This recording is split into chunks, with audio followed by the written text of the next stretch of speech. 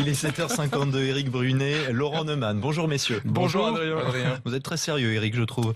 On va parler Tour de France. Bah oui, est-ce qu'on a le droit de douter? Est-ce qu'on doit rester de faux naïfs? En tout cas, le Tour de France, avec les soupçons qui entourent la performance, surtout la performance de Chris Froome dans l'ascension de la Pierre Saint-Martin, là, ces 6 km sidérants où il a pédalé comme un fou.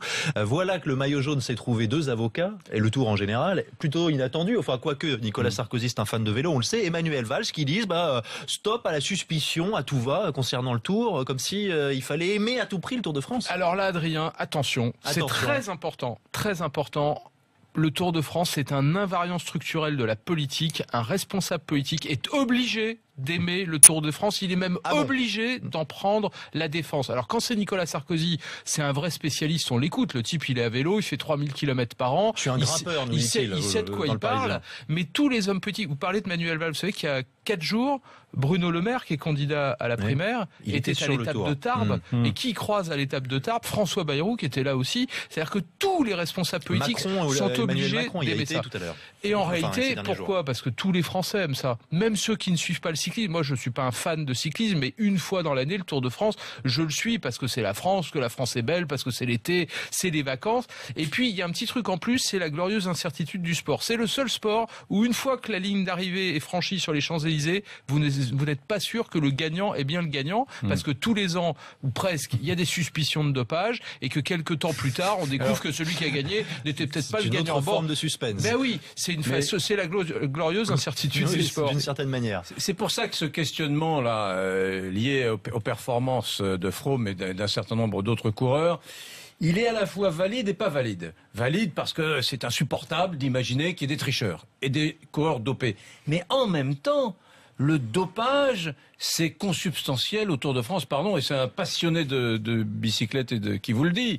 Avant-guerre, c'est-à-dire avant la guerre de 40, on racontait que dans les étapes de montagne, lorsque le peloton passait, quelques minutes après, il y avait encore des odeurs de pharmacie avant 1940. Et tous les vainqueurs du Tour de France, tous, depuis l'après-guerre, tous, sans aucune exception, ont été soit convaincus de dopage, soit ont eu, après leur carrière, l'occasion de s'expliquer et d'avouer qu'ils s'étaient dopés. Donc, c'est consubstantiel au vélo. Alors, c'est une tragédie, pour autant, mais moi, j'ai la faiblesse de croire, pour vraiment rebondir sur ce sujet et sur votre question aujourd'hui, Adrien Borne, que c'est moins terrible aujourd'hui qu'avant.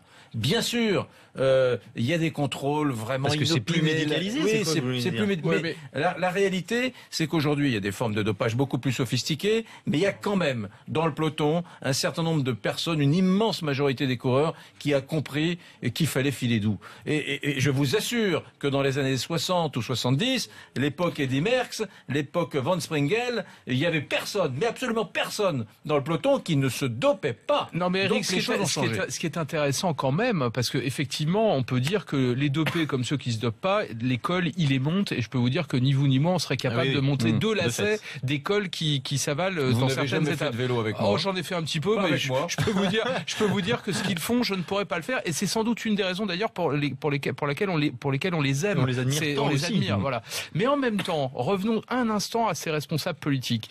On vient de faire voter une loi sur la transparence. Ils parlent de morale publique tous les jours dans tous leurs discours. Et en même temps, ils soutiennent un sport où d'évidence, il y a de la tricherie, il y a peu de transparence. Par exemple, je vous mets au défi de me dire avec précision ce qu'il y a dans les motorhomes qui sont garés devant l'hôtel de l'équipe Sky.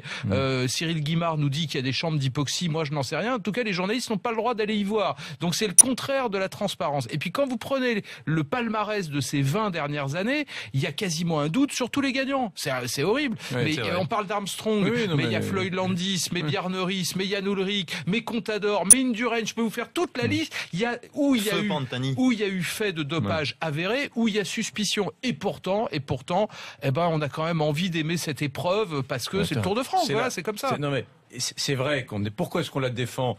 bon gré mal gré, parce que d'abord c'est la plus grande épreuve sportive de tous les temps.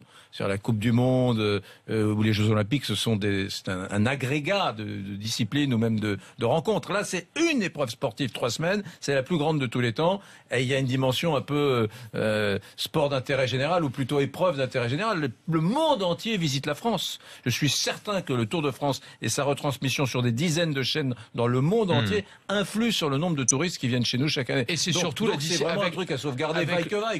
Avec le football, c'est surtout la discipline la plus populaire. Et vous pouvez interroger tous les responsables politiques de droite ou de gauche, ils ont tous des souvenirs de vélo. Votre cycliste préféré, vous Le dernier Français à avoir gagné le Tour de France, forcément, Bernard Hinault, mais c'était il y a 30 ans. Alors peut-être que nous, les Français, on se dope moins que les autres, n'empêche que ça fait 3 décennies qu'on attend un vainqueur. Et c'est peut-être entre autres pour ça qu'on regarde le Tour de France tous les ans. Et vous, Éric Brunet, votre cycliste préféré, à part vous-même, puisque vous êtes... Je suis très... Non, pas Sarko, non. J'ai entendu un technicien dire Sarko. Non, Eddy Merckx. Moi, je suis très Eddy Merckx. Voilà. Eh ben voilà, chacun son camp. Merci beaucoup, messieurs. On vous souhaite de bonnes vacances à vous deux. Je crois qu'on vous retrouvera à la rentrée. Avec plaisir. Bonnes vacances tous les deux. Adrien. Il est 7h58.